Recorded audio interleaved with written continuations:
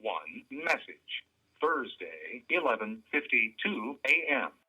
Hey, Iggy, can you hear that in the background, man? That's exactly the sound I want on my next album. Thanks a lot for making that, man.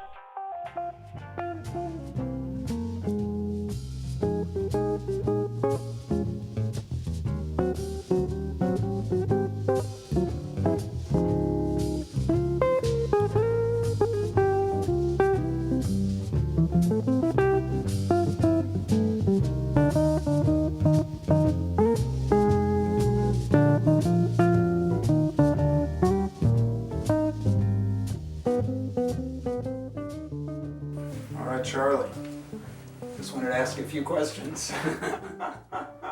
Okay.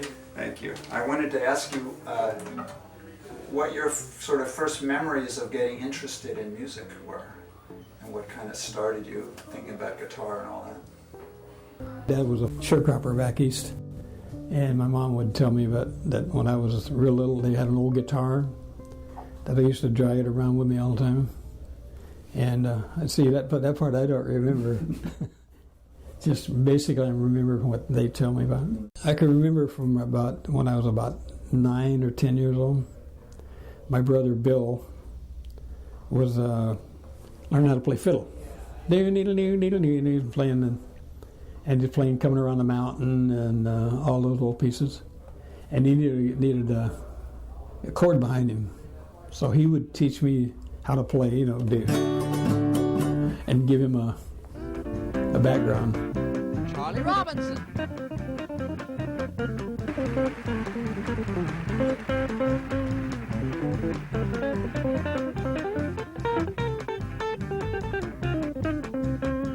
Well, my sister, who just passed away, she had an old Sears and Roebuck Silvertone guitar. It was a big sucker. It was like a auditorium size, what they call the auditorium size, the F hole. And I used to lay it on the floor and play it like that. I couldn't hold it. It was only about 9.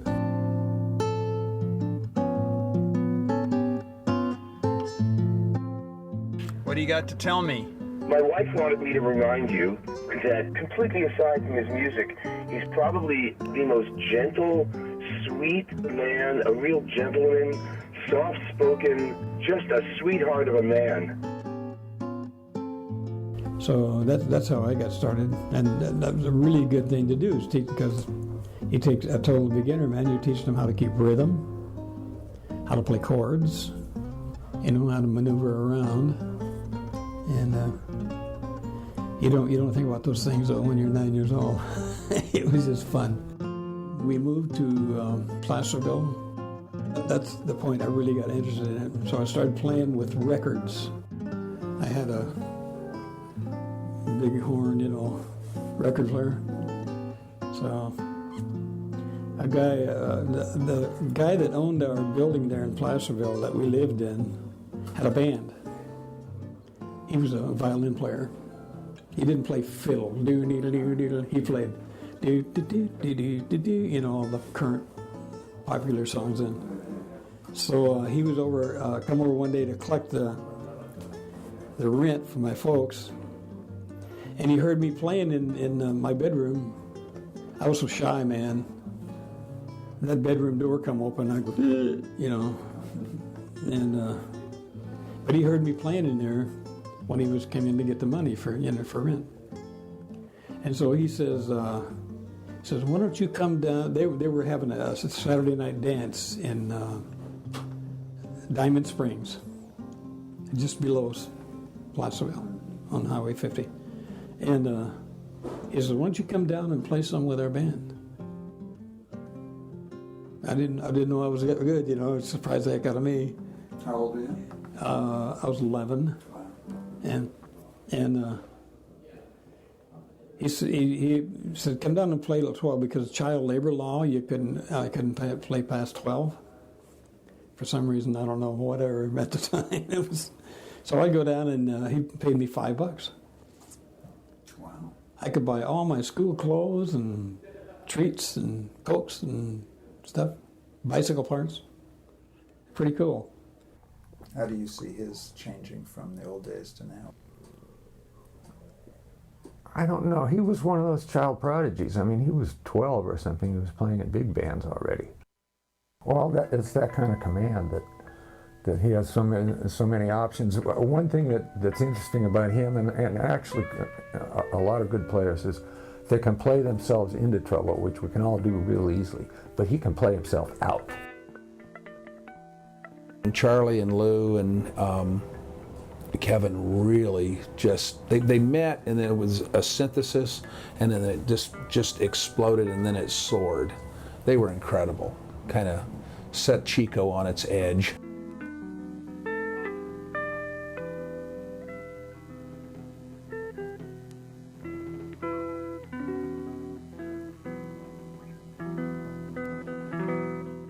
You know, it was pretty outside, and it was very technical. You know, a lot of hard tunes, a lot of technical playing, a lot of improvisation. I mean, it was on the edge. It was cool.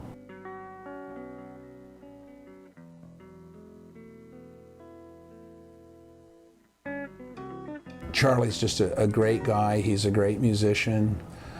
He sets the bar so high, you know, when you're playing with him.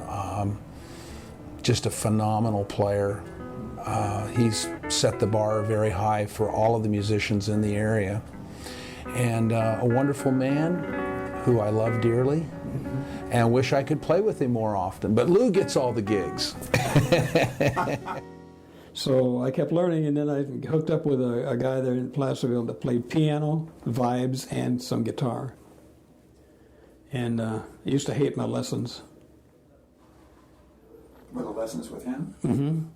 He was showing me how to read, taught me how to read some, and play Django tunes. He loved Django, and at that time I hated him. The kid listens to it, like on the guitar. Got to be no more to a guitar than that, you know.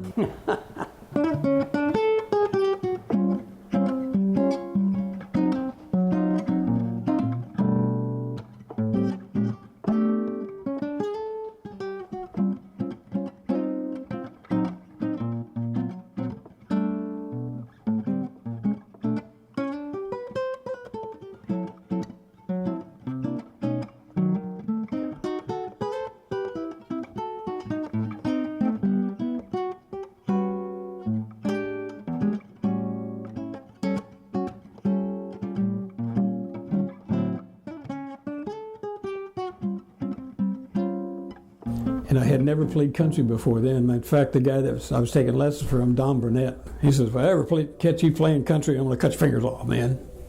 He hated country music, you know.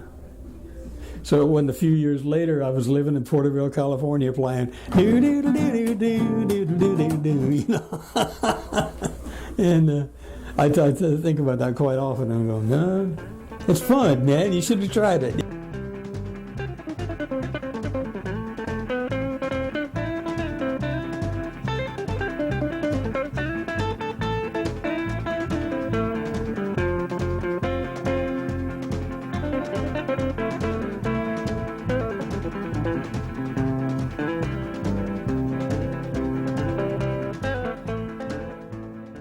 Frank with the band, he got me a diary. Every page was filled. Oh, got up at 8 o'clock, went to school, came home, practiced my guitar. Next day, got up at 8 o'clock, went to school, come home, practiced my guitar. I finally just quit writing it. I still got it at home, man. It's so every funny. Entry was the same? Yeah, I just finally quit writing it. Every day was like same old routine, you know. School, home, practice. What did your parents think of that? My parents pushed every ounce of energy they had for me to learn how to play. My dad would spend his last dime on something that would take to do this. If Chet Atkins was playing bebop, he might sound like Charlie. Charlie had that Chet Atkins way of playing.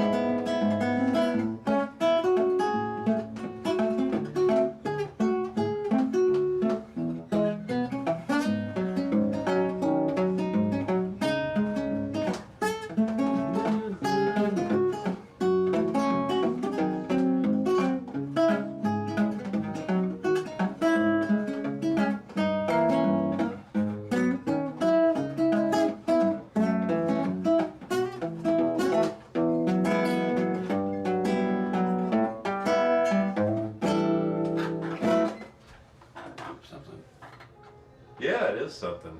Cool, but now play it altered.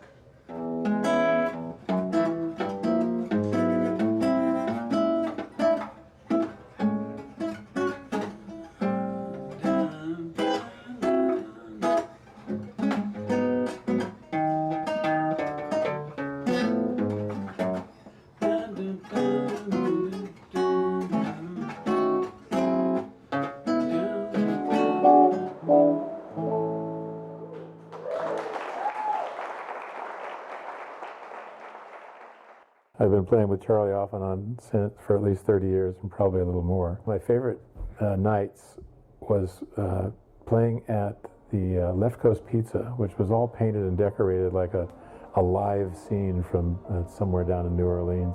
We get to the end of a chorus and Charlie starts singing the lyrics. We went all the way through the lyrics, we did some more solos, and he came back in at the bridge and took it out.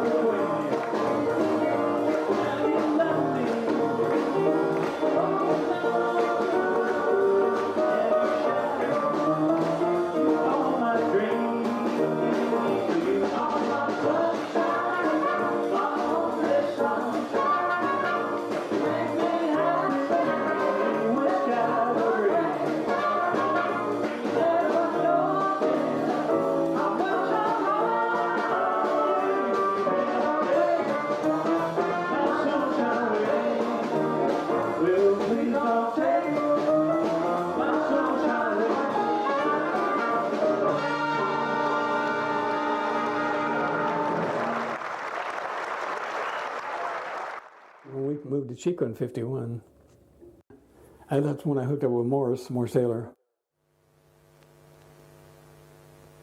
Well,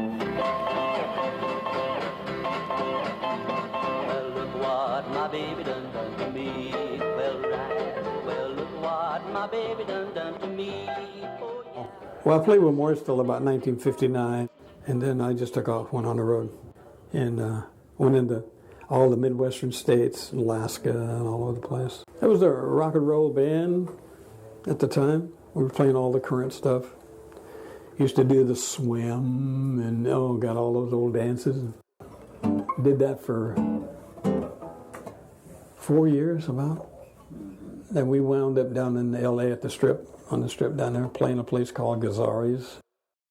Charlie, I want to know when you got interested in jazz, or were you already hearing jazz anyway? I'm born with it. You what? Born with it. That's what I liked. He was doing great stuff way back at the, 35 years ago. I mean, and probably before that. Always something new. There's a new way he approaches the progression of a tune that I haven't heard or that I don't catch at that time. Every once in a while I do catch. Several years after that, Haynes and I were playing over there. And then that's basically, how jazz stuff got started. It was just, it wasn't born jazz. It grew out of between the standards and the blues stuff, jazz. Boom. If you've ever seen Charlie play, just the way he looks, his hands don't look like anybody else. He's discovered voicings and things in chords that I don't think anybody else has. Through the teaching thing, man, I've been teaching almost 50 years now. Can't believe it. But anyway, I've learned so much about the instrument. It's hard to even explain. And chords, harmony, stuff. Almost anything you can play is a chord. But you don't know that, unless you study the stuff, And you get into the different types of chords. Here's a C chord. Okay? Most people associate this or something like that, with it. But that's a C6-9. But not too many people have their in-depth knowledge about it to get sees. I have guys coming around going, you know, I've been sitting here watching you play for an hour and I haven't seen one chord I recognized yet, you know. I go, well, no, you wouldn't.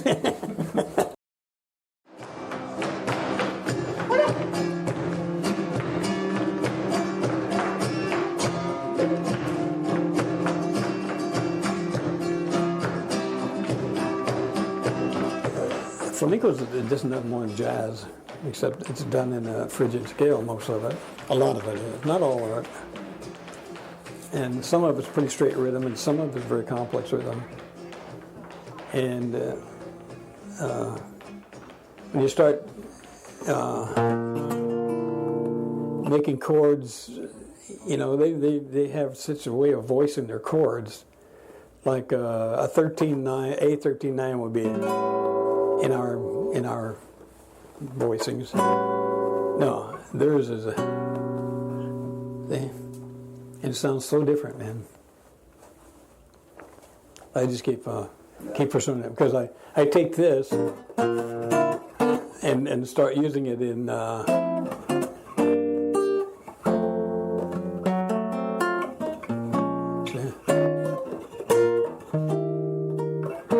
and put it in the stuff that I want to play with it, and it works pretty good.